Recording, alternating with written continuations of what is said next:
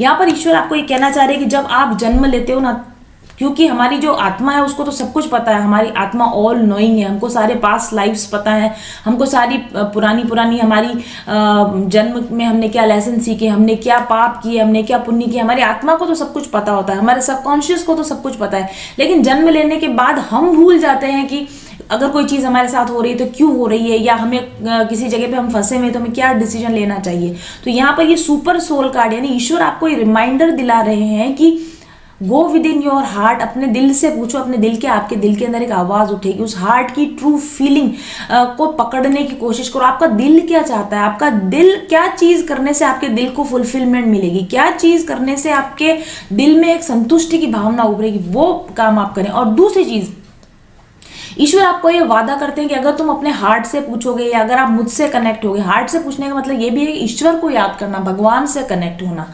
और ईश्वर से कनेक्ट होने का ये मतलब भी है कि जिस पर्टिकुलर चीज के लिए आपको आंसर चाहिए उसका नॉलेज गेन करना।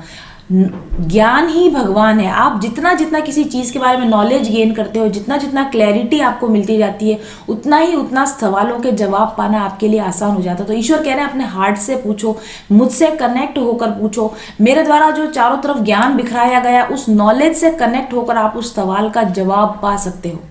और इसके साथ ही ईश्वर आपको ये भी कह रहे हैं कि तुम्हारे जन्म जन्म के पुराने जन्मों के जब आपके जो कर्म आप भूल गए हो, जो लेसन्स आप भूल गए हो, जो भी आप यहाँ करने आए थे, अपना लाइफ का पर्पस आप भूल गए, तो go with in your heart और मुझसे पूछो कि मैं क्या भूल गया हूँ, मुझे क्या याद करने की जरूरत है, और मैं तुमको बताऊंगा सही सही समय आने पर। जैसा कि यहाँ लिखा हुआ है, from me alone comes remembrance, knowledge and forgetfulness. जब आप मुझसे कनेक्ट होते हो तो मैं तुम्हें नॉलेज दूंगा, मैं तुम्हें वो भूली हुई चीजें याद करवाऊंगा, ठीक है, और मैं तुम्हें स्मरण दिलाऊंगा कि किस समय तुम्हें क्या करना चाहिए। यानी राइटफुल डिसीजन लेने के लिए आपको ईश्वर से कनेक्ट होकर पूछना है। और ईश्वर आपको इस गीता का ये जो कार्ड है ना, ये गीता के वर्ष में से ले रहा है, चैप्टर 15 वर्स 15। अगर आप इसको ढूंढेंगे तो आपको मिल जाएगा। चैप्टर 15 वर्स 15 में भगवान स्वयं ये प्रॉमिस कर रहे हैं कि जब भी कभी कंफ्यूजन में होगे, किसी ताले की चाबी नहीं मिल रही हो, तो चाबी को खोजने के लिए मुझ तक आओ, मुझसे पूछो, मैं तुम्हें नॉलेज दूंगा, मैं तुम्हें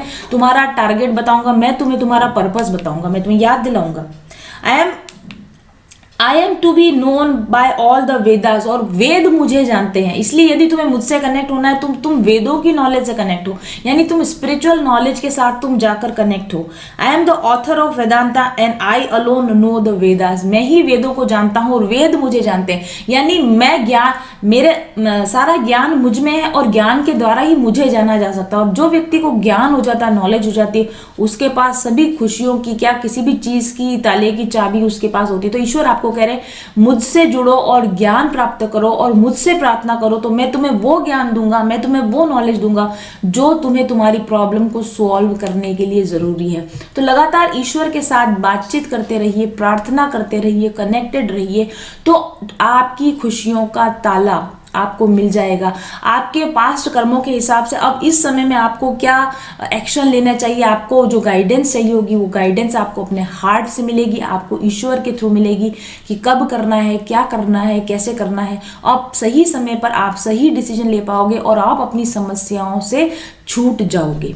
ओके, यानी कि आपके सभी प्रॉब्लम्स के सॉल्यूशंस आपको मिल जाएंगे।